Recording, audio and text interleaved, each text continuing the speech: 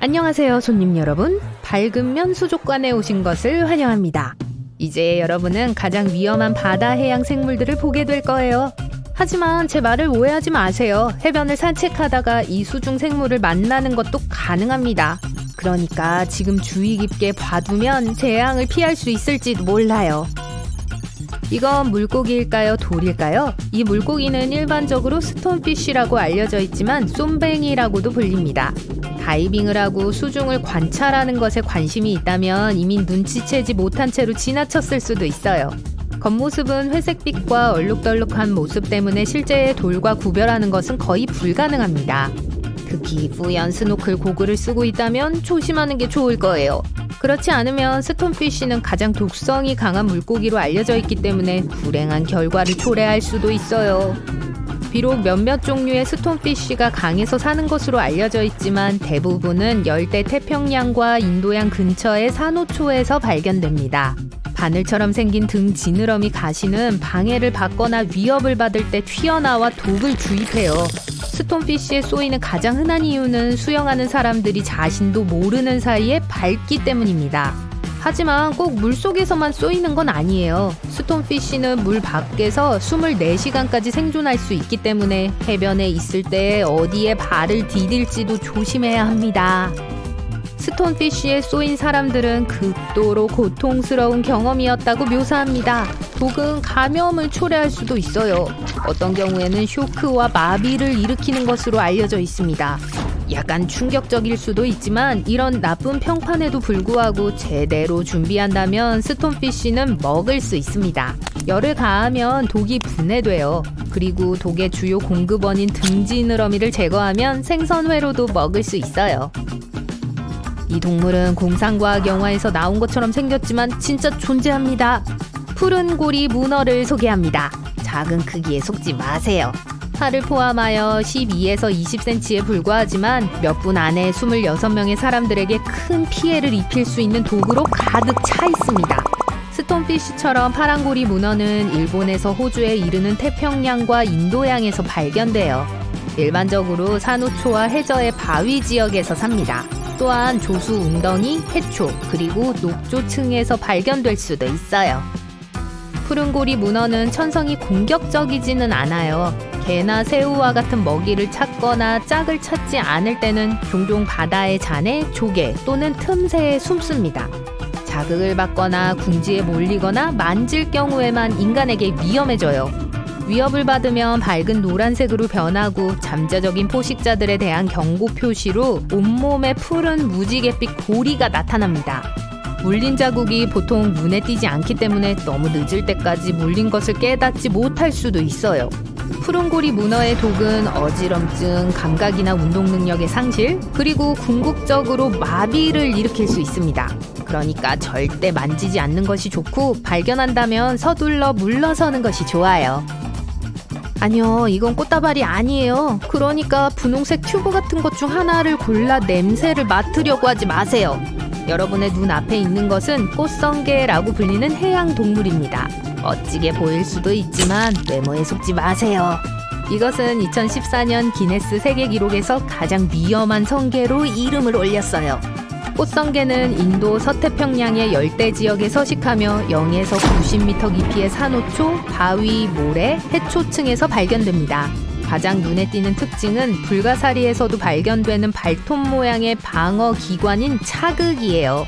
꽃성게가 다른 성게와 다른 점은 이름에서 알 수 있듯이 차극이 꽃과 비슷하고 보통 분홍빛 흰색에서 노란색을 띤 흰색의 가운데 보라색 점이 있다는 사실입니다.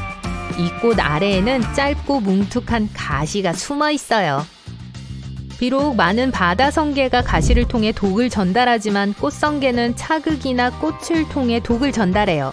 방해받지 않는다면 이 꽃의 끝은 보통 둥근 컵 모양으로 확장됩니다. 그 표면에는 위협을 감지할 수 있는 작은 센서가 있어요. 일단 위협 대상에 접촉하면 이 꽃들은 즉시 다치고 독을 주입하기 시작합니다.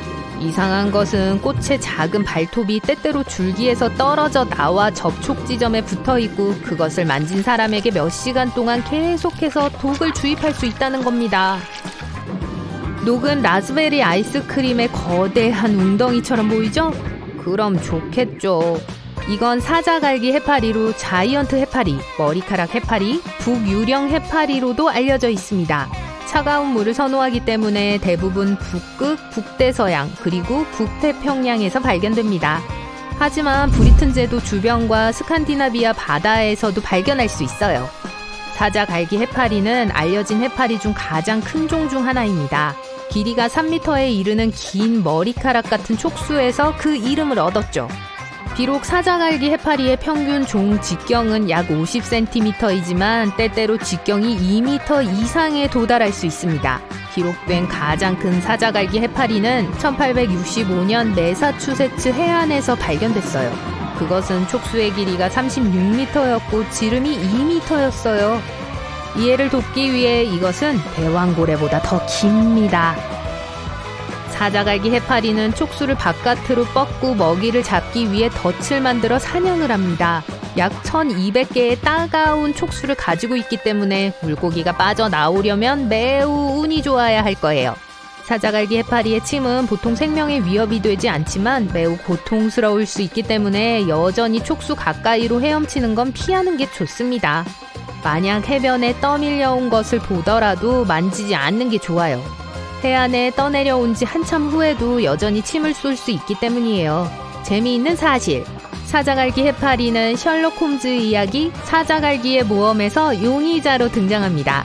걱정하지 마세요. 스포일러는 없어요. 지금 보고 있는 마지막 해양동물은 바다뱀입니다. 네, 뱀장어와는 달라요. 확인된 바다뱀은 69종이 있습니다. 대부분 인도양과 태평양의 열대와 아열대 수역에서 발견되고 수백만 년 동안 존재해왔어요. 편의상 과학자들은 모든 종의 바다뱀을 두 가지 범주로 분리했습니다. 진짜 바다뱀과 바다 크레이트예요. 진짜 바다뱀은 거의 모든 시간을 바다에서 보내는 반면 바다 크레이트는 땅에서도 얼마간의 시간을 보낼 수 있습니다. 만약 해변에서 뱀을 본다면 꼬리를 보고 그것이 육지뱀인지 바다뱀인지 구별할 수 있어요. 꼬리가 노처럼 생겼다면 바다뱀이에요. 하지만 두 경우 모두 거리를 두세요. 모든 바다뱀은 아가미가 없기 때문에 숨을 쉬기 위해 규칙적으로 수면에 올라야 합니다. 그래서 수영을 하다가 우연히 만날 수 있는 거예요. 만약 그렇게 된다면 대부분의 바다뱀은 보통의 코브라나 방울뱀보다 더 많은 독을 가지고 있기 때문에 가능한 한 빨리 헤엄쳐 나가는 것이 좋습니다. 하지만 자극을 받았을 때만 공격하기 때문에 물리는 건 매우 드문 일이에요. 바다뱀에 대한 멋진 사실이 하나 더 있어요. 바다뱀은 바다에서 출산하는 유일한 파충류입니다. 대부분의 바다뱀은 알을 몸 안에 간직하고 수영하는 동안 거의 완전히 형성된 뱀을 낳아요. 하지만 노란 입술 바다 크레이트는 예외입니다. 알을 낳기 위해 육지로 올라가죠. 맨 처음에 소개한 스톤피쉬 기억나세요? 바다뱀의 사냥감이에요. 다 먹이사슬의 원리죠. 누가 이길 것 같나요? 배고픈 곰과 잘 익은 베리 중에서요. 환한 호랑이와 아름다운 꽃은요? 거대한 비단뱀과 녹색 덤불 중에서는요? 답은 그렇게 명확하진 않아요. 이제 누가 진짜로 정글과 숲을 통제하고 있는지 알게 될 거예요. 지구에서 제일 위험한 식물들을 만나봅시다. 이건 독미나리입니다. 북미의 들판과 목초지의 늪지대에서 자라요. 또 강과 개울가에서 이 식물을 찾아볼 수 있어요. 해가 없어 보이지만 미국에서 독성이 제일 강한 식물 중 하나예요. 독미나리의 독은 15분 안에 성인에게 치명적인 피해를 입힐 수 있어요. 하지만 삼켰을 때만이에요. 대부분의 사람들이 실수로 이걸 아티초크, 샐러리, 아니스로 착각합니다. 위험한 독에도 불구하고 독미나리는 편두통과 장 질환을 치료하는 데 사용돼요. 이 식물은 가축에 많은 피해를 입혔어요. 서양 등골나물은 들판과 목초지에서 자라요. 소가 그걸 베어 물면 식물은 지용성 독소를 방출해요. 이 독은 동물 내부뿐만 아니라 우유에도 들어가요. 우유를 마시는 어린 송아지들도 감염되죠. 독이 든 우유는 사람에게도 위험해요. 문제는 북미가 원산지인 이 식물은 가장 오래 사는 가을꽃 중 하나라는 점이에요. 이제 현대의 농장에서는 이 식물의 독은 그렇게 위험하지 않아요. 하지만 작은 개인 목장에서는 서양 등골나물이 최고로 위험해요. 우리 모두 두 종류의 콩을 알아요. 우리가 먹는 콩과 제기 거인의 왕국에 가기 위해 사용했던 콩이요. 거기에다 독이 있는 것들이 있어요. 이건 피마자씨라고 불려요. 세계에서 가장 위험한 독소 중 하나인 리신을 함유하고 있죠. 몸에 들어가자마자 생명의 필수적인 단백질 생산을 막아요. 이 단백질 없이는 세포는 기능을 멈춰요. 세포가 더 많이 파괴될수록 몸은 더 고통받아요. 피마자씨를 짜면 리신이 나와요. 몇몇 콩들은 탈수, 약화, 환각, 발작, 그리고 다양한 문제들을 일으킬 수 있죠. 치명적인 손상을 입는데 약 7개의 콩으로 충분해요. 그러니까 어떻게 생겼는지 기억해서 숲에서 보면 절대 만지지 마세요. 지구에서 가장 아름다운 식물 중 하나는 가장 위험한 식물이기도 합니다. 엽죽도입니다. 모든 게 독이에요. 줄기, 뿌리, 그리고 분홍색 꽃도요. 심지어 이 식물의 작은 부분도 심각한 중독을 일으킬 수 있어요. 심각한 문제를 일으키기 위해서 위장 안에 들어갈 필요도 없어요. 꽃즙에 조금만 닿아도 알레르기가 생겨요. 그리고 태우려고 하지 마세요. 엽죽도를 태우는 연기에도 독성 효과가 있기 때문이죠. 이제 세계에서 제일 위험한 식물이에요. 한 번만 만져도 몇 년 동안 아플 수 있고 아니면 평생 그 결과를 느낄지도 몰라요. 진피 또는 퀸즐랜드 스팅어라고 불리는 식물은 평범한 우엉 덤불 같아 보여요. 전혀 독이 있는 것 같지 않죠. 하지만 이 식물 옆에 서 있는다면 숨이 막히고 눈에서 눈물이 나올 거예요. 이 꽃의 잎에는 수천 개의 작은 독성털이 있어요. 너무 가벼워서 공기 중에 떠 있으면서 바람에 의해 퍼질 수 있죠. 그래서 이 식물이 보고 싶다면 방독면을 써야 해요. 하지만 진피를 살짝 건드리면 아주 곤란해질 거예요. 어떤 사람들은 진피에게 한번 쏘인 걸 동시에 말벌 30마리에 쏘인 것에 비유해요. 독이 있는 털은 피부 아래로 쉽게 침투해 자극과 통증을 유발해요. 문제는 여러분이 그걸 뺄 수 없단 거예요. 비누와 물로 씻고 소독용 연고를 사용해도 상황이 악화되고 있다는 걸 알게 될 거예요. 털을 거기서 뽑을 수 없어요. 거기에 박혀 독소를 배출하면서 여러분을 미치게 해요. 과학자들은 독소가 어떤 성분으로 구성되어 있는지 모르기 때문에 아직 해독제는 없어요. 저온과 고온에도 견딜 수 있죠. 불쾌한 느낌이 몇 시간, 며칠, 심지어 몇 달 동안 지속될 수 있어요. 이 식물을 만진 사람들은 침으로 인한 고통이 몇 년이 지난 후에도 다시 돌아왔었다고 말했어요. 하지만 털을 제거하는 게 불가능하다면 유일한 방법은 털에서 독이 빠지길 기다리는 거예요. 하지만 여기엔 또 다른 문제가 있어요. 장갑을 끼고 진피 잎 한 장을 뜯어 실험실에 넣어보세요. 그걸 말리고 몇 년 동안 잊고 있어 보세요. 그리고 여기 여러분 앞에 시들어 거의 파괴된 나뭇잎이 있어요. 해롭지 않아 보이지만 아니에요. 수년이 지난 후에도 독이 있는 털들이 잎의 표면에 남아 여전히 독소 효과를 일으켜요.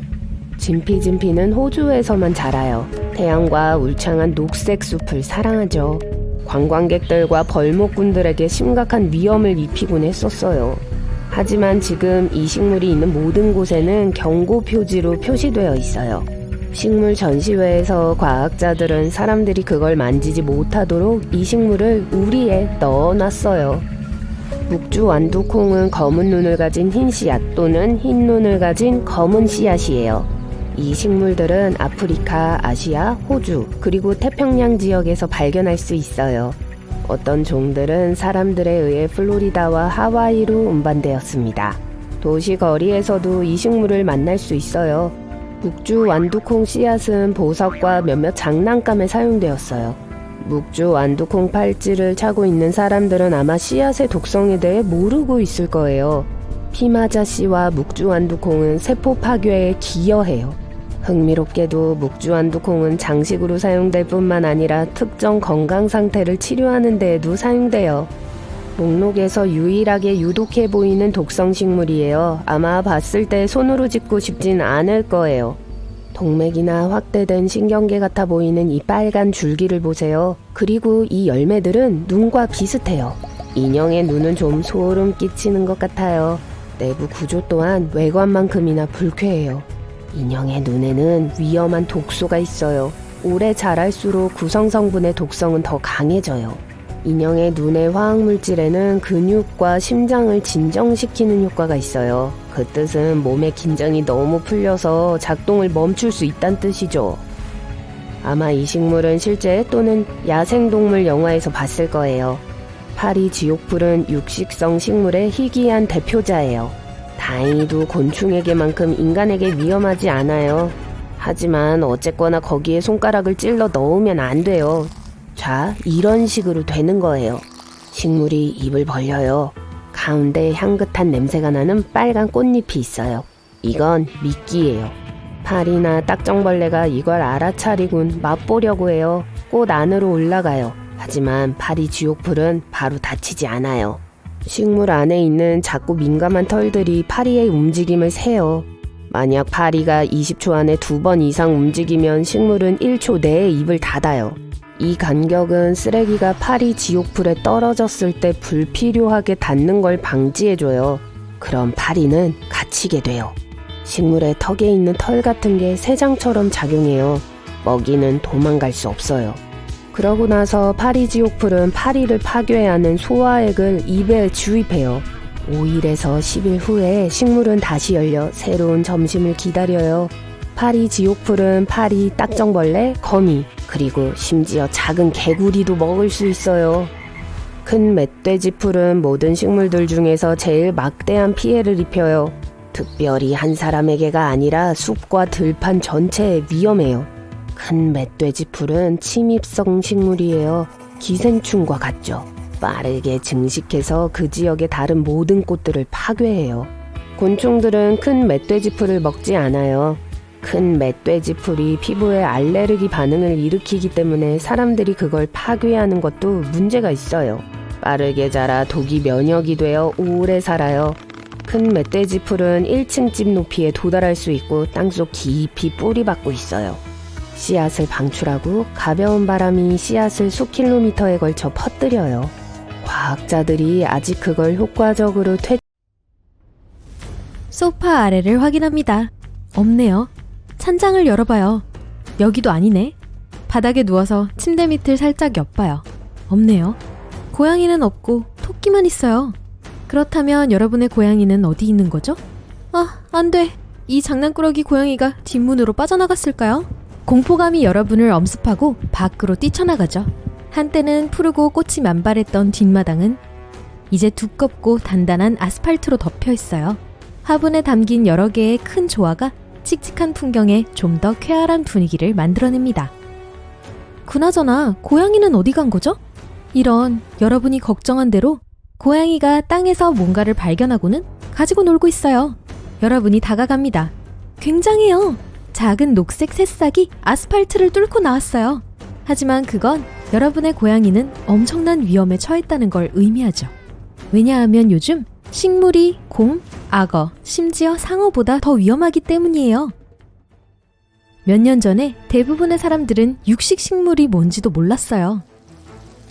그러나 전문가에게 질문했더라면 그들은 신나게 여러분을 정보의 바다에 잠기게 했을 거예요.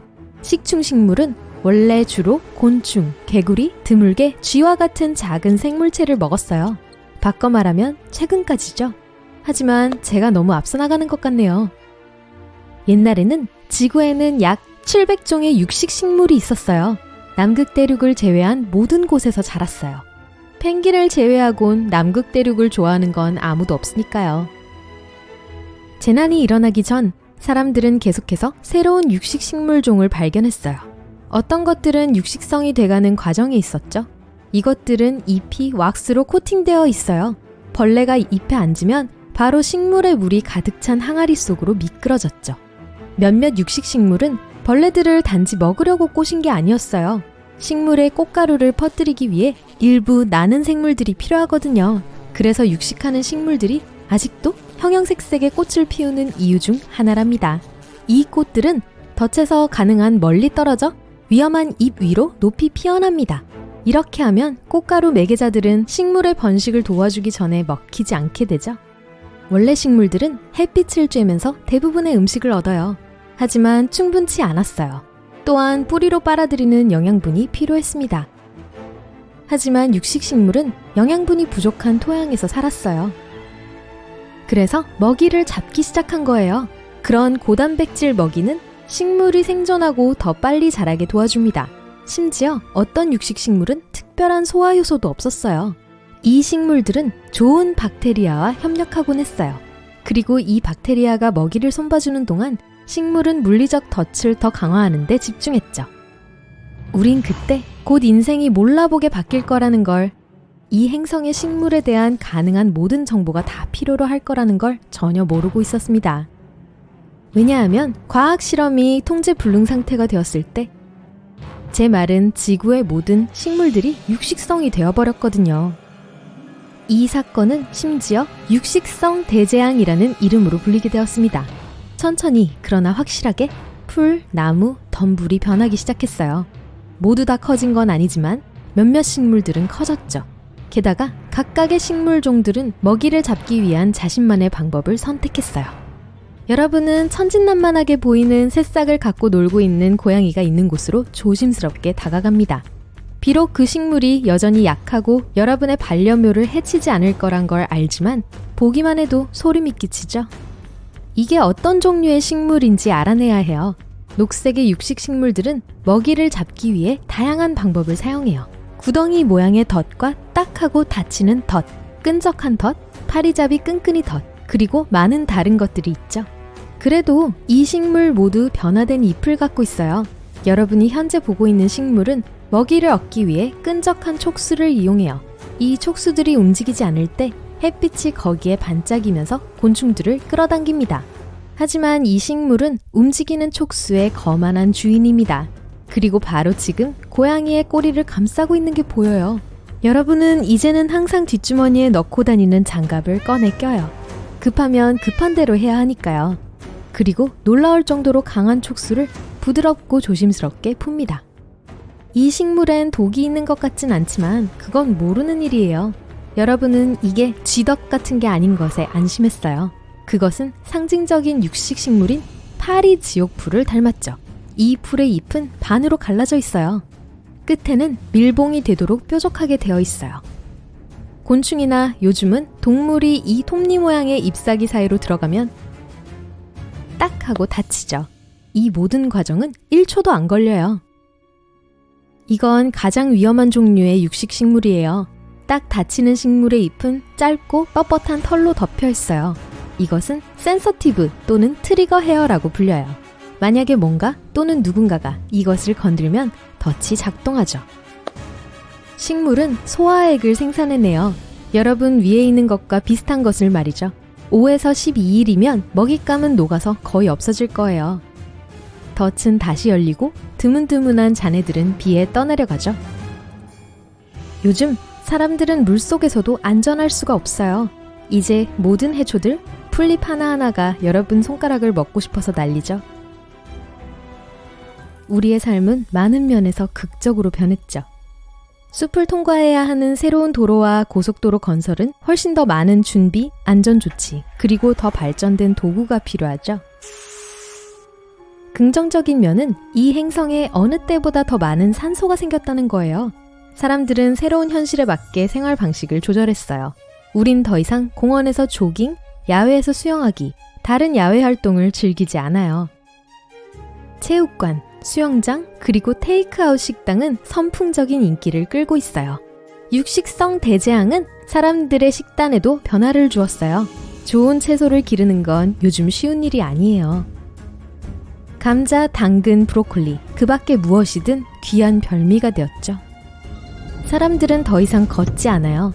여러분은 점심거리로 잡아먹기에 충분히 맛있어 보이기 때문에 가는 길에 어떤 나무나 관목이 여러분을 공격할지 절대 알 수가 없으니까요. 그래서 자동차에 대한 수요가 계속 증가하고 있어요. 모든 꽃가게는 폐업했죠. 아름다운 꽃꽂이는 손님을 잡아먹는 고약한 버릇이 있었어요. 결혼식도 확실히 바뀌었어요. 신부 부케를 신부 들러리에게 던지던 단순한 관습은 누군가의 목숨을 노리겠다는 뜻으로 바뀌었죠. 불행히도 많은 동물들이 멸종했어요. 대부분 느린 동물들이죠. 이 재난에서 살아남은 동물들은 육식식물과 함께 살기 위해 진화하거나 안전한 지역으로 도망가고 있어요. 야생에서 살던 많은 동물들은 이제 마을과 도시 가까이로 이동하고 있어요. 그런데 정착하기에 가장 안전하고 가장 인기가 많은 곳은 사막이에요. 물과 슈퍼마켓이 부족함에도 불구하고 더 많은 사람들이 집을 짓고 이사를 갑니다. 그리고 사막에서 사는 걸 선택한 사람들은 차에 가는 길에 선인장 한둘 마주치는 건 신경도 안 써요. 비록 선인장들 중 일부는 먹이를 탐지해 바늘로 쏘는 법을 배웠음에도 불구하고 말이죠. 그 후 죽은 먹잇감에 어떻게 가는지는 여전히 불분명해요. 식물은 움직이지 않잖아요. 그쵸? 이곳에는 여전히 원래의 식충식물들이 있지만 훨씬 더 강하고 더 크게 진화했죠. 어쨌든 사람들은 여전히 새로운 육식식물 세계에서 사는 법을 배우고 있어요. 이런 정말 좋은 제초제가 있다면 더 이상 바랄 게 없을 텐데 말이죠. 초능력? 믿거나 말거나 어떤 동물들은 초능력을 갖고 있어요. 끈적끈적한 혀에서 색깔을 바꾸는 것까지 여러분은 아주 특별한 능력을 가진 13마리의 놀라운 동물들을 만나게 될 거예요. 만약 바지에 개미가 있거나 집안에 흰개미가 있다면 이 동물의 옆집에 살았으면 하고 바랄 거예요. 큰 개미알기는 이름에 걸맞게 살아요. 주둥이에서 꼬리까지 길이가 2m예요. 만약 뒷다리로 일어선다면 대부분의 사람들보다 더 클 거예요.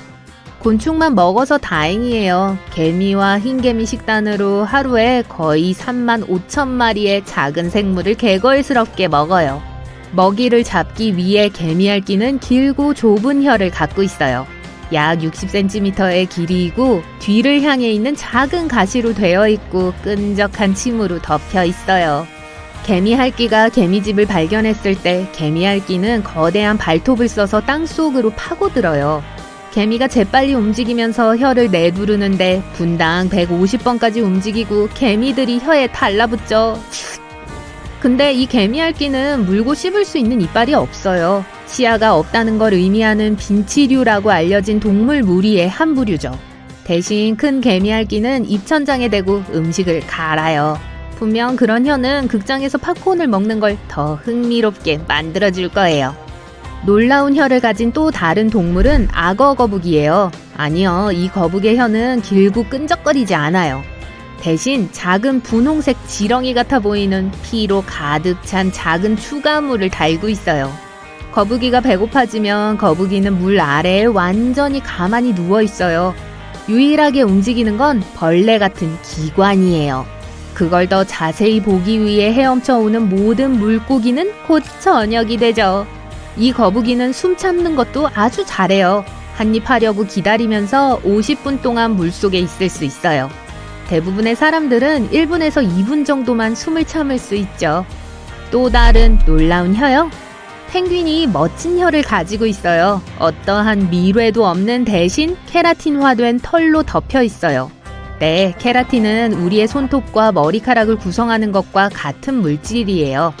이 뾰족한 돌기는 목구멍의 뒤로 향해 있어서 물고기가 한 방향으로만 움직일 수 있어요. 펭귄의 배 안으로요. 하지만 동물 세계에서 가장 멋진 혀 중 하나는 카멜레온에게 있죠. 개미핥기와는 달리 카멜레온은 한 번에 한 마리의 곤충만 먹을 수 있어요. 혀 끝이 끈적끈적한 근육 덩어리로 되어 있어요. 혀를 밖으로 쏘고 그게 먹이를 덮치면 큰 근육이 모양을 바꿔요. 흡착판이 되어 곤충을 잡아 카멜레온의 입으로 다시 끌어당기는 걸 돕죠.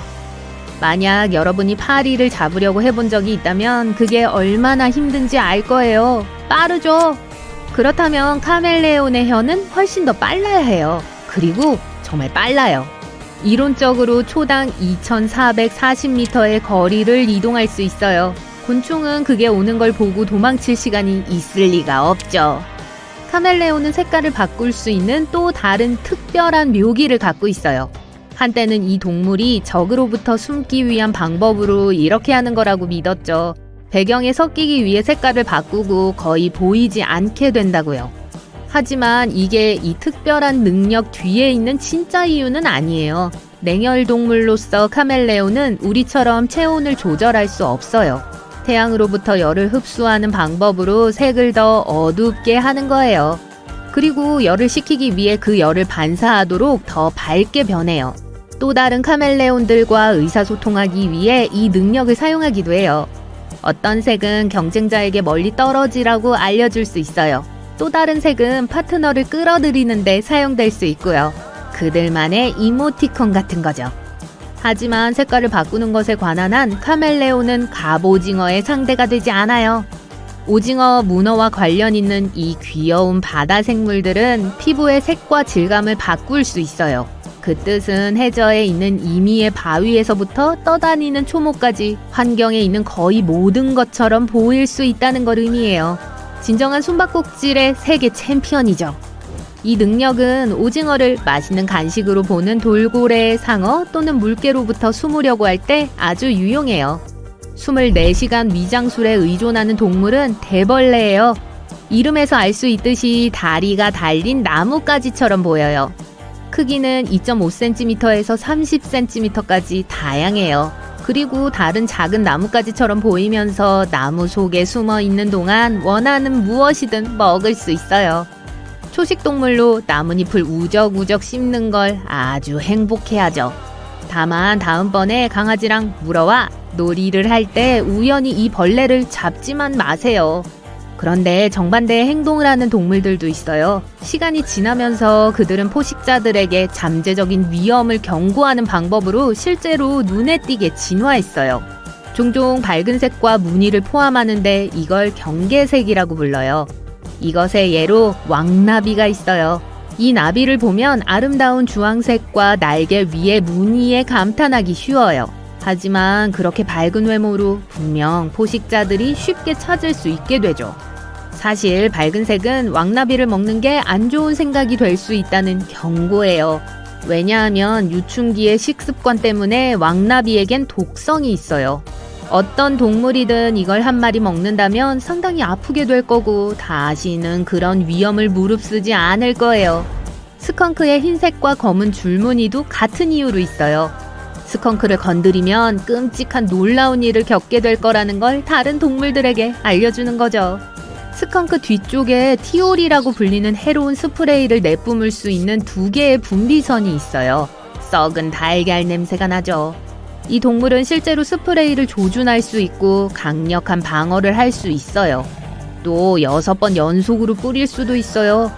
그 후 분비샘에서 그 멋진 향수인 오뜨 스컹크를 더 많이 발달시키는 동안 10에서 14일 동안 무방비 상태가 될 거예요. 그리고 한번 뿌려지면 냄새를 지우기가 어려워요. 샤워를 해도요. 그러니까 야생에서 스컹크를 보면 혼자 있게 해줄 충분한 공간을 주도록 하세요. 스컹크처럼 호저도 내버려둬야 할 3만 가지의 좋은 이유가 있어요. 많은 날카로운 가위로 덮여 있어요. 그리고 각각의 끝에 있는 거의 800개에 달하는 바부 때문에 이 가시들은 피부에 들어가면 제거하기가 어려워요. 다행히도 호저에 대한 한 가지 일반적인 사실은 틀렸어요. 공중에서 가시를 쏠 수 없어요. 직접 닿지 않는 한 가시를 쏘지 않아요. 심지어 물속에도 방어를 위한 특별한 힘을 가진 동물들이 있어요. 이 전기 뱀장어는 매우 충격적인 능력을 갖고 있어요. 이미 그게 뭔지 짐작했을 거예요. 몸 안의 콘센트의 전압보다 높은 800볼트의 강력한 전하를 방출할 수 있는 장기를 갖고 있어요. 이 생물은 이걸로 작은 동물들을 기절시키거나 적을 제압하기 위해 사용해요. 또한 다른 장어들에게 모스 코드의 형태를 보내 의사소통하기 위해 전기 펄스를 만들 수 있어요. 사수어는 전하를 띠는 대신 다음 저녁을 잡기 위해 침을 사용해요. 이걸 처음 보게 되면 여러분은 이 물고기가 전혀 특별하지 않다고 생각할 거예요. 여느 물고기처럼 보이거든요. 하지만 잠깐만요. 진짜로 초능력을 갖고 있어요. 사수어는 곤충을 먹고 살아요. 하지만 곤충들은 물속에서 살지 않죠. 그래서 사수어는 먹기가 어려워지고요.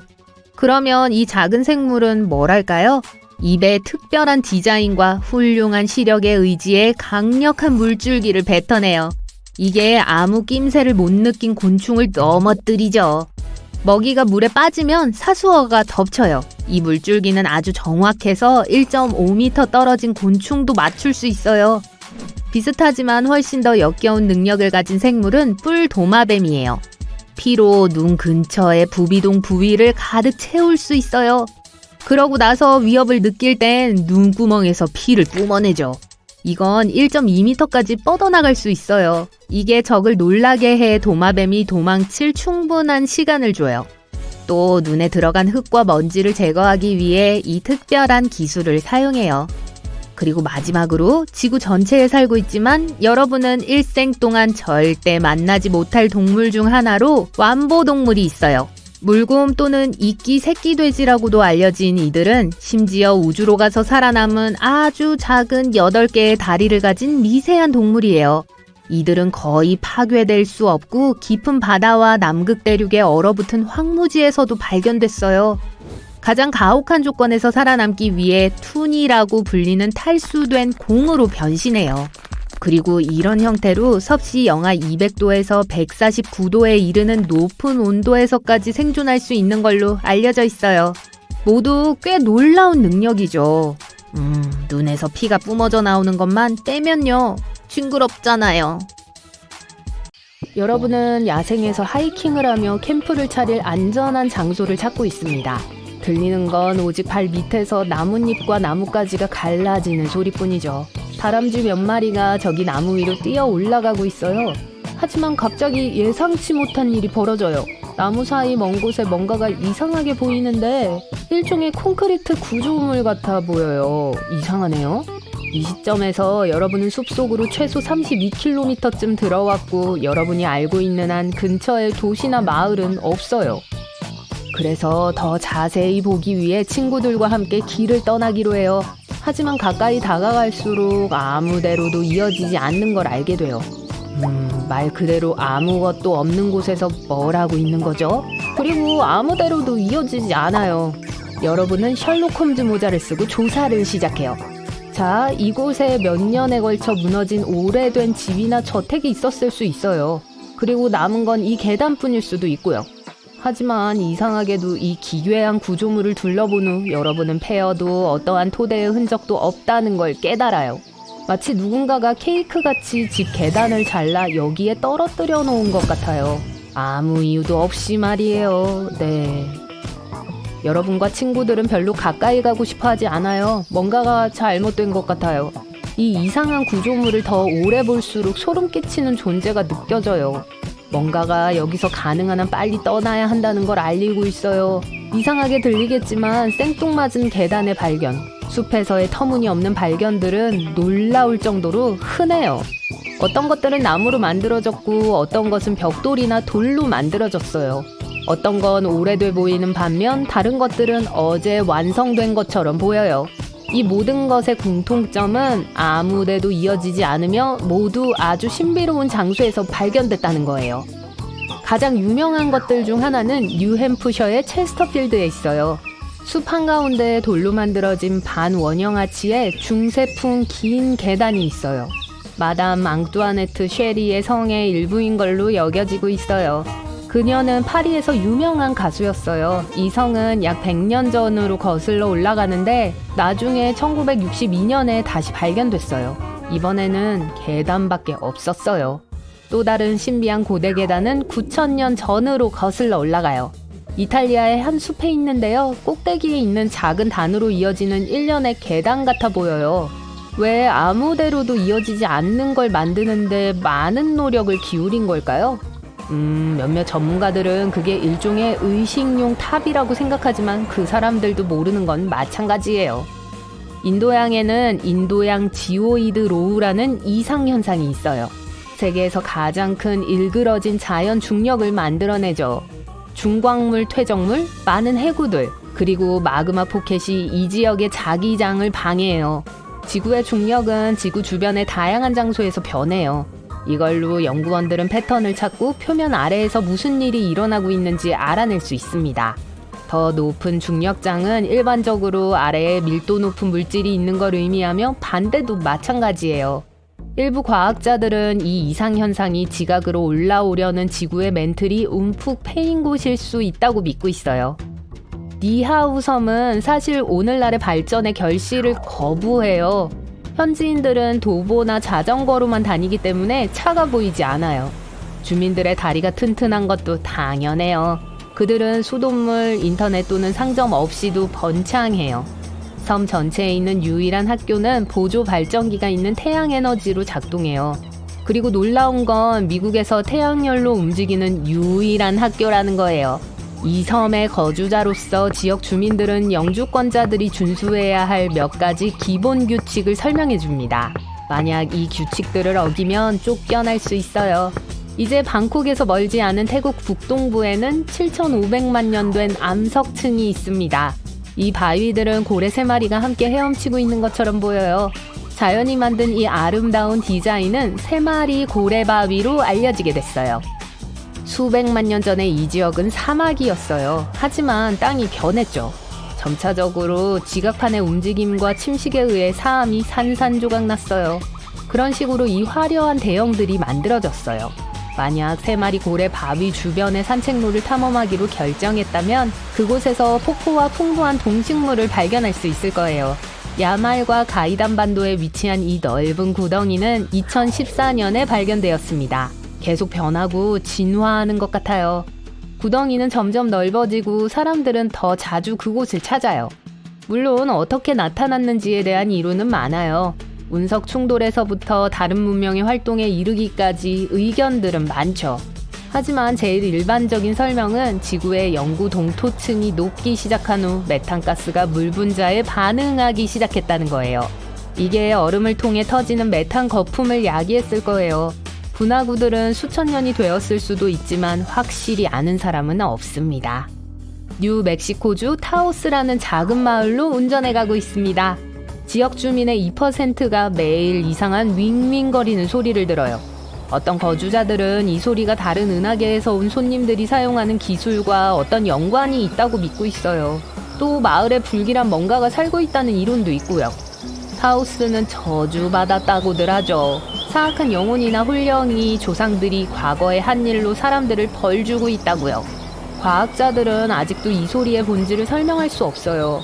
어떤 이론은 그 장소의 특이한 음향 때문에 발생한다고 하는 반면 다른 사람들은 윙윙거리는 소리는 환각이라고 해요.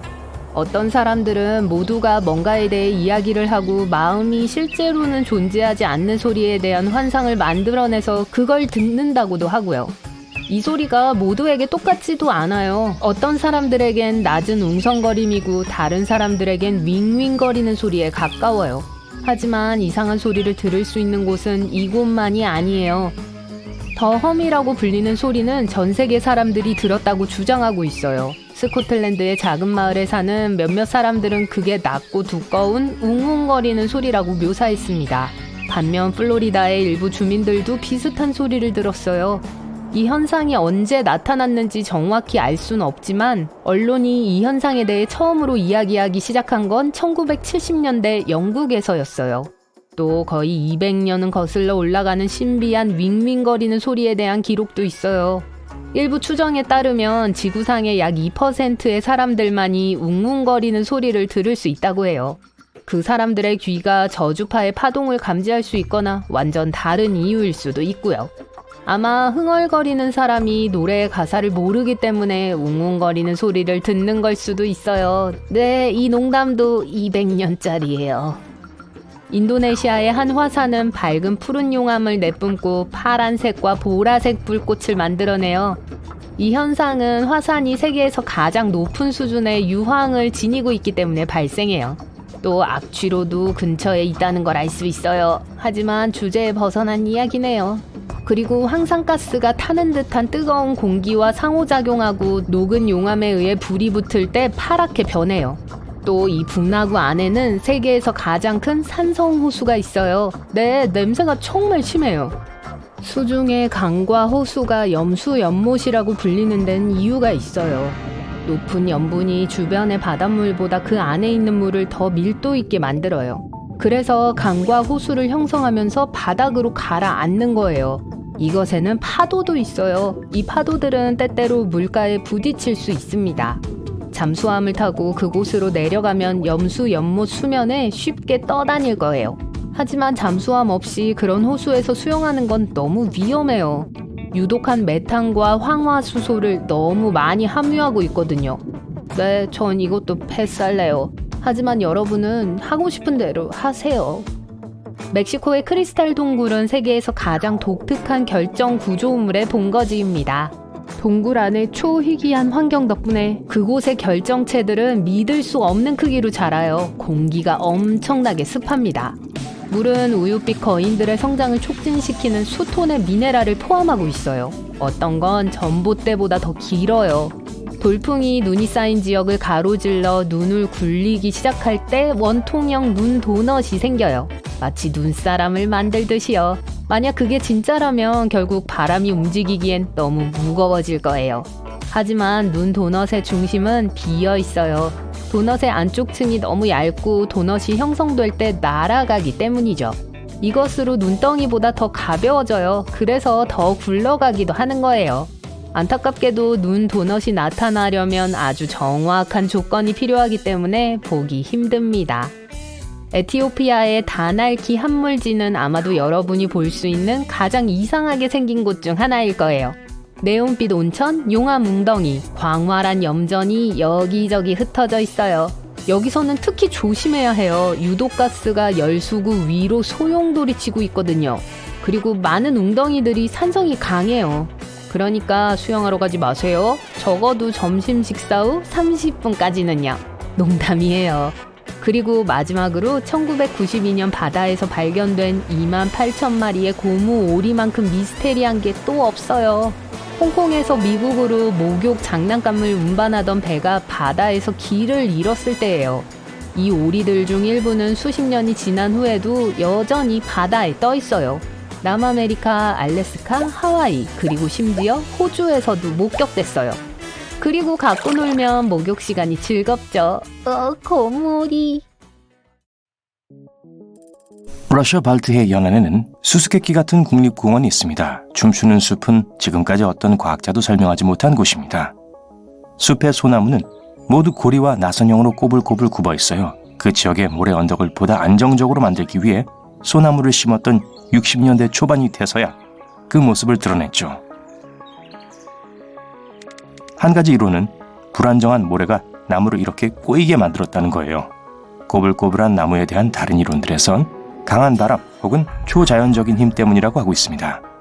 어떤 사람은 숲에서 긍정적인 에너지와 부정적인 에너지가 만나면서 나무를 꼬이게 만든 거라고 하네요. 지역 전설에 따르면 나무 고리 중 하나를 통해 나무에 올라가는 사람은 수명이 1년 늘어나거나 소원이 하나 이루어진다고 합니다. 이거 마음에 드네요.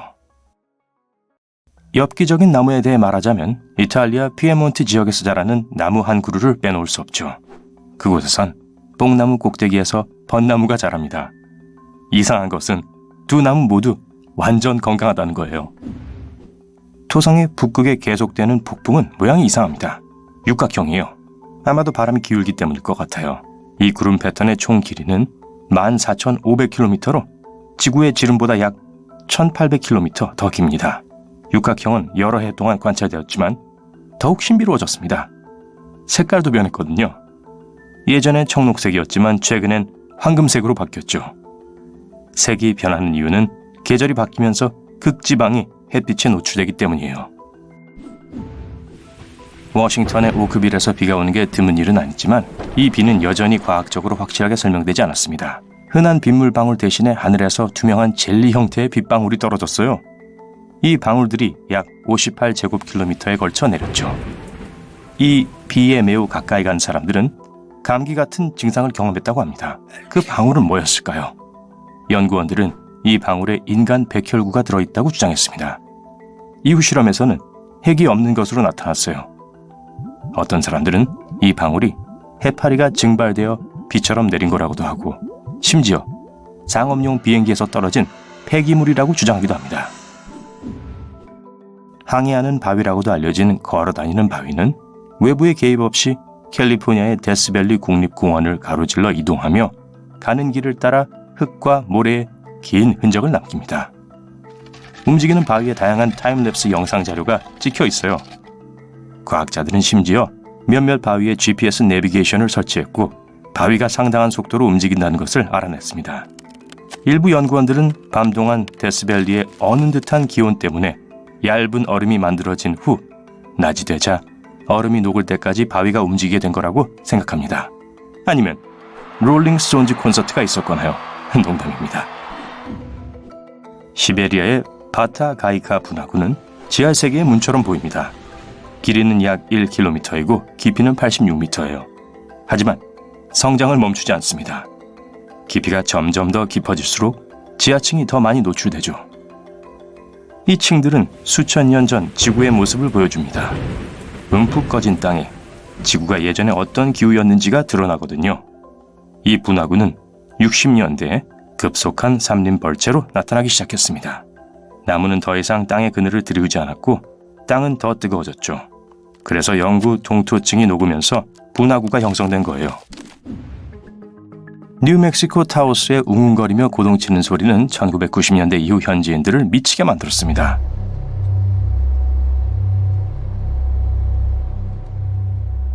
낮은 파장의 웅웅거림은 수면을 방해하고 에너지를 고갈시키죠. 과학자들은 소리의 근원을 찾으려고 노력했지만 여전히 그 원인을 정확히 찾아내지 못했습니다. 영국, 호주, 캐나다, 그리고 미국의 다른 지역에서도 다양한 종류의 웅웅거림이 들려요. 다행히도 세계 인구의 약 2%만이 그 소리를 들을 수 있습니다. 이 웅웅거리는 소리는 기계장치, 청각체계의 여러 가지 장애, 그리고 심지어 동물의 탓으로 여겨지기도 했는데요. 예를 들어 웨스트 시애틀은 웅웅거림을 두꺼비 물고기 탓으로 돌렸습니다. 요정의 고리 혹은 정령의 고리 또는 픽시 고리라고도 알려진 현상은 초원과 숲이 우거진 지역에 나타나는 신비한 버섯고리입니다. 버섯이 거의 완벽한 원형으로 자라는 이유에 관한 많은 논쟁이 있었어요. 어떤 미신은 요정이 춤을 춰서 땅을 태워서 버섯이 빠르게 자라게 한다고 주장하죠. 코스타리카에는 약 300개의 구형의 돌덩이가 있습니다. 현지인들은 그걸 라스볼라스라고 부르는데 단순히 공이란 뜻이에요. 이 돌은 거의 완벽하게 둥근 모양을 하고 있죠. 그들 중 일부는 무게가 각각 16톤까지 나갈 정도로 거대하죠. 이 돌덩이들은 또 각각 다른 재료로 만들어졌습니다. 반려암, 석회암, 그리고 사암으로요. 추장의 집 앞에 일직선으로 배치한 것으로 보고 있지만 정확한 기원은 모릅니다. 어떤 신화에서는 이 돌들이 아틀란티스에서 유래했다고 주장하죠. 만약 여러분이 10월 말에 메콩강을 여행한다면 물에서 솟아오르는 빛나는 공을 볼 기회가 있을 거예요. 현지인들은 이 빛나는 공을 나가의 불덩이라고 부릅니다. 빛의 크기는 다양해요. 불그스름한 공은 불꽃처럼 작은 것부터 농구공만큼 큰 것도 있습니다. 하루에 수십에서 수천 개의 공을 볼 수 있어요. 과학자들은 왜 이런 일이 일어나는지에 대해 확실한 설명을 전혀 하지 못하지만 습지 환경에 의해 방출되는 가연성 가스 때문일 수도 있다고 생각하고 있습니다. 몇몇 미신을 믿는 현지인들은 메콩에 사는 거대한 뱀 때문이라고 확신하고요. 대단한 물덩이에요. 미네소타에 있는 슈페리어 호수 북쪽 해안에는 악마의 주전자로 알려진 공원이 있습니다. 악마의 주전자는 둘로 갈라지는 폭포인데요. 강의 한 부분은 계속 이어지는 반면 다른 한 부분은 땅속 구멍으로 사라집니다. 무엇이든 악마의 주전자에 던진 물체는 다시 나타나지 않아요. 과학자들은 아직도 구멍으로 떨어지는 물이 어디로 가는지 완전히 설명하지 못합니다. 악마의 주전자는 물의 흐름을 추적하는 게 거의 불가능하기 때문에 사람에게 위험합니다. 네, 튜브 타고 놀 곳은 아니라는 얘기죠. 그루니어는 기괴한 짝짓기 의식으로 유명한 물고기입니다. 암컷은 물 밖으로 나와 해안으로 올라가죠. 그리고 알을 낳기 위해 꼬리로 모래 속을 파고듭니다. 알은 모래 속에 숨어 기다리고 있고요. 열흘이 지나 만조가 찾아오면 바다가 새로 부화한 새끼들을 씻어냅니다. 과학자들은 여전히 왜 이런 방법으로 번식하는지에 대한 어떤 확실한 설명도 내놓지 못하고 있어요. 헤스달렌 계곡 너머의 노르웨이 시골에 사는 사람들은 종종 흰색과 노란색과 빨간 빛이 하늘을 가로지르는 것을 볼 수 있습니다. 이 불빛은 낮과 밤 모두에 나타나고 80년대엔 한 주에 15에서 20번 발견된 적도 있어요. 헤스달렌의 빛은 몇 초간만 나타나기도 하지만 때때로 1시간 이상 지속되기도 합니다. 불빛은 공중에 떠다니거나 심지어 이리저리 흔들리는 것처럼 보이기도 해요. 어떤 과학자들은 이 빛의 원인이 이온화된 철먼지 때문이라고 믿고 있고 다른 과학자들은 나트륨과 산소, 수소를 포함한 연소 때문이라고도 합니다. 단지 잘못 식별된 항공기라고 주장하는 사람들도 많아요. 옐로스톤 공원에는 유명한 끓는 호수가 있지만 그 호수가 끓는 호수로 세계에서 유일한 것은 아닙니다. 아마존 깊은 곳에는 항상 뜨거운 6.5km 길이의 샤나이 팀피시카 강이 있어요. 그 이름은 태양이 끓였다는 뜻이죠. 뭐 실제로 끓는 건 아니지만 섭씨 91도까지 도달하기 때문에 파스타를 익히기에 충분합니다. 한번 해볼까요? 이 강의 최저 온도는 45도입니다. 이런 현상을 여전히 과학적으로 설명할 수 없어요. 왜냐하면 물이 이런 온도까지 데워지려면 화산과 거리가 가까워야 하는데 가장 가까운 화산이 640km나 떨어져 있거든요. 하지만 이 현상을 설명할 수 있는 결함이 지구 아래에 있을 수도 있죠. 서부 베네수엘라로 가볼까요? 카타툼보 강 근처에 사는 현지인들은 번개를 두려워하지 않습니다. 거의 매일 밤 보니까요. 7시경에 시작해서 새벽까지 멈추지 않습니다. 영원히 멈추지 않는 카타툼보 번개는 2010년 1월부터 3월까지 한 번 몇 달 동안 멈춘 적이 있었는데요. 아마 가뭄 때문이었을 거예요. 아니면 전기가 다 떨어졌거나요. 1991년에 한 과학자가 이 지역에서 냉기류와 온기류가 만나기 때문에 이런 현상이 일어난다는 의견을 내놓았습니다. 또 다른 이론은 기반함에 우라늄이 있기 때문에 번개가 치는 것일 수 있다는 거예요. 번개 얘기가 나왔으니 전 번개처럼 가야겠어요. 안녕히 계세요. 아래에서 우르렁거리는 소리가 느껴져요. 아니요, 여러분의 배 말고요. 낮고 불길해요. 위로 올려다보니 땅 위에 걸려있는 이상한 불빛이 보여요. 하늘 높이 떠있는 반짝이는 빛의 공 같아 보여요. 목이 말라서 침을 꿀꺽 삼켰어요. 사람들은 이걸 지진 발광이라고 불러요. 이 현상에 대한 이해는 아주 적으나 목격자들은 다양한 모양과 크기로 이 현상을 보았다고 했어요. 이것은 불빛 공, 판번개, 띠 그리고 하늘의 지속적인 빛의 형태일 수 있어요. 곧 강한 지진이 뒤따르죠. 과학자들은 왜 이런 불빛들이 나타나는지 설명하지 못하며 항상 증명하지 않죠. 어떤 사람들은 대기 중으로 방출된 지하가스의 반응이라고 믿어요. 아니나 다를까 지진이 시작돼요. 운이 좋네요. 하지만 예상보단 강하지 않군요. 땅은 흔들리지만 균형을 유지할 수 있을 정도네요. 시작과 동시에 갑자기 멈춰서 여러분은 집으로 걸어가요. 집에 가는 길에 섬광을 보고 채찍 휘두르는 소리가 들려요. 번개가 방금 여러분이 서 있던 곳 근처에 홀로 있던 나무를 강타했어요.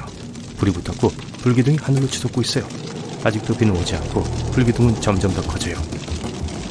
여러분은 불 토네이도 같은 것에 대해 들어본 적이 있나요? 이런 현상은 기압의 차이로 바람이 지면 가까이의 원안에 갇힐 때 발생해요. 이런 작은 토네이도는 보통 쉽게 알아차릴 수 있죠. 작은 돌무더기, 먼지, 모래, 그리고 나뭇잎들이 공중으로 솟아오르고 빠른 원을 그리며 날기 시작해요. 하지만 그러다가 만약 근처에 화재의 근원이 있다면 깔때기가 불을 잡아 풀무처럼 더 강하게 불 수 있어요. 불길이 빙글빙글 돌면서 점점 더 높아지다가 결국 소용돌이 치고 불타는 탑을 만들어요. 다행히도 불 토네이도는 수명이 짧고 보통 큰 피해를 입히지 않아요. 하지만 저 나무 밑에서 폭풍을 피하려고 하지 마세요. 플로리다와 캐리비안 해안의 일부 지역에서 이 특이한 식물을 발견할 수 있어요. 겉으로는 전혀 특별해 보이지 않죠? 회색 몸통, 녹색잎, 그리고 작은 사과와 비슷한 과일. 여러분이 기억해야 할 것은 절대로 이 사과를 따지 말고 특히 비가 올 때 나무 옆에 서 있지 말라는 거예요. 이건 세계에서 가장 위험하다고 알려진 만찢는 나무예요. 몸통, 나무 껍질, 나뭇가지 그리고 열매에는 독이 있는 액이 들어있어요. 이 부식성 산성 액체 한 방울이면 피부를 해칠 수 있어요. 많이요. 나무가 이 액을 분비할 수 있어요. 그리고 만약 실수로 이걸 만졌다면 손에 화상을 입을 위험이 있어요. 비가 오면 물방울이 나무에서 떨어지고 독과 섞여요. 또 물이 나무 껍질에서 튀어 피부에 묻을 수 있어요. 그래서 근처에 서 있으면 안 돼요. 주변에 자라는 다른 건목이나 버섯은 거의 없고 동물들은 이 나무들을 피하고 사람들은 이걸 자르지도 않고 과일을 따지 않아요. 이 나뭇가지로 모닥불을 피울 수 없어요. 타는 나무는 눈에 손상을 입힐 수 있는 유독성 연기를 내뿜어요. 현지인들은 이 나무를 잘 알지만 관광객들과 여행객들은 잘못하다가 다칠 수 있어요. 그래서 대부분의 만치리 나무는 페인트로 표시되어 있거나 경고 표지가 있어요. 베네수엘라 서부 카타툼보 강 근처에 사는 주민들은 거의 매일 밤 번개를 보기 때문에 번개를 두려워하지 않아요. 오후 7시경에 시작되어 새벽까지 끝나지 않죠. 끊임없이 치는 카타툼보 번개는 2010년 1월부터 3월까지 몇 달 동안 멈춘 적이 한 번 있어요. 아마도 가뭄 때문이었을 거예요. 아니면 전화가 다 떨어졌던 걸 수도 있어요. 1991년 한 과학자는 이 현상이 그 지역에서 만나는 차고 따뜻한 기류 때문에 일어난다고 제기했어요. 또 다른 이론은 번개가 기반함에 있는 우라늄에 의한 것일 수도 있다고 해요. 모든 번개가 구름 안에서 일어난 건 아니에요. 지저분한 폭풍우라고 불리는 희귀한 현상이 있어요. 번개가 화산 위에서 발생하는 건데 가장 유명한 건 일본에 있어요. 거의 매일 분출하고 공중으로 검은 구름을 높이 내뿜죠. 그래서 엄청나게 무서운 화산 구름인데 거기다가 번개까지 있어요. 우후! 보통의 번개는 폭풍우 동안 얼음 결정이 서로 부딪힐 때 일어나요. 지저분한 폭풍우 속에서 화산재 조각들이 충돌해 마찰을 일으켜 하늘에 불을 붙이죠. 지구상에서 가장 덥고 가장 건조한 곳 중 하나인 아프리카의 다나킬 사막에서는 기온이 종종 화씨 50도 이상으로 올라가요. 이 세상이 아닌 풍경에는 염소와 유황과 같은 유독가스를 내뿜는 활화산과 간헐천이 많이 있어요. 그 활기찬 녹색, 강청색과 노란색의 물은 모두 마그마에 의해 데워진 비와 바닷물이에요. 여기서 한 발짝 잘못 내디디면 여러분 영원히 죽은 목숨이에요. 이것은 2009년 6월에 일어났어요. 폭풍우가 내린 후 일본의 일부 지역 사람들이 집을 떠났는데 사방에서 물고기, 개구리, 올챙이를 보게 되었죠. 들판, 도로, 잔디밭 그리고 옥상은 이 수중생물들로 난장판이었죠. 한 남자는 그의 트럭과 주변에 13마리의 잉어가 있는 걸 보고 충격을 받았어요. 몇 마리인지 세력을 멈춘 것 같네요. 이 기괴한 비가 어디에서 왔는지 아무도 확실히 알지 못해요. 하지만 가장 인기 있는 이론은 강력한 용얼음이 이 모든 생물들을 들어올린 거라고 주장해요. 그러고 나서 이걸 상층 대기로 운반해서 아래에 있던 아무것도 모르고 있는 사람들에게 생물들을 떨어뜨린 거죠. 이제 캐나다의 아브라함 호수에 오신 걸 환영합니다. 완전히 얼어 있어요. 여러분은 투명한 얼음 위에 올라서서 아래의 풍광을 내려다봐요. 물고기는 없고 그냥 신비스러운 얼어버린 기포들 뿐이에요. 마치 얼음에 얼어붙은 작은 구름이나 겨울 재킷을 챙겨 입는 걸 잊은 해파리 같아 보여요. 메탄으로 이루어진 수천 개의 작은 기포들이 있어요. 하지만 그걸 만지려고 얼음에 구멍을 파지 마세요. 메탄은 가연성이 아주 높아요. 이건 메탄을 생성하는 박테리아가 나뭇잎, 풀, 곤충 또는 호수에 유입되는 다른 유기물을 먹어서 만들어졌어요. 메탄이 얼은 물에 닿으면 수만 개의 얼어붙은 작은 공으로 변해요. 얼음이 녹으면 터져서 지글거리죠. 비슷한 호수가 북극해의 일부 해안 근처에서 발견될 수 있어요. 그곳의 기포의 크기는 열기구의 몇 배에 이를 수 있어요. 확실히 아름답지만 사실 안전하지 않죠. 다음 충격적인 호수는 인도네시아에 있어요. 자바 섬입니다. 풀과 나무가 우거져 있는 장엄한 화산에 왔어요. 화산은 잠들어 있는 것 같지만 연기가 쏟아져 나오고 있어요. 정상에 올라요. 지치고 피곤하고 땀이 나고 여러분은 더위를 식힐 준비가 되었어요. 잘했어요. 정상에 올랐어요. 여러분은 화산 입구를 들여다봅니다. 끓는 용암은 없고 저 아래 아름답고 밝은 청록색 호수만 있네요. 오아시스 같아요. 상쾌하게 다이빙할 완벽한 순간이네요. 달려내려가 뛰어들 준비를 해요. 하지만 물이 아니라 산성물이에요. 유황가스는 화산 아래에서 호수로 들어가요. 호수 자체는 금속으로 가득 차 있어요. 가스가 거기에 닿으면 저 아름다운 청록색 물을 만들어내요. 제 말은 산성물이요. 가장 가까운 마을로 돌아가서 쉬었다가 날씨가 더 선선해지는 밤에 돌아오는 게 좋겠어요. 어둠 속에서 호수가 빛을 내는 것 같아요. 그 바로 위에 빛으로 가득 찬 폭발하는 작은 구름들을 볼 수 있을 거예요. 유황가스가 호수에서 나와 공기와 결합해 밝은 푸른빛으로 빛나요. 그래도 너무 가까이 가진 마세요. 바다는 불길한 붉은색으로 변하고 어떤 생물도 그 속에서 살아남을 수 없어요. 무슨 암흑 마법 같은데요.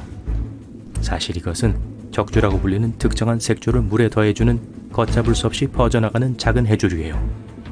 이것들은 해양 포유류, 새, 그리고 거북뿐만 아니라 그걸 먹고 사는 생물들을 파괴하는 독소를 갖고 있어요. 인간의 경우 이것과 접촉하면 호흡장애나 바다식 중독에 걸리게 돼요. 때로 심지어 거대한 배들도 이렇다 할 이유 없이 공해에서 가라앉았어요. 그 이유는 종종 수중 화산이 잠자는 동안에도 발생시키는 거품의 주머니 때문이에요. 이 생산적인 마그마 공장들은 물밑 2600m에 숨겨져 있어요. 깨어날 때 마치 육지 화산처럼 행동하고 파괴적인 쓰나미를 일으킬 수 있어요. 이 나무는 병처럼 생겼는데 어쩐지 병나무라고 불린다 했네요.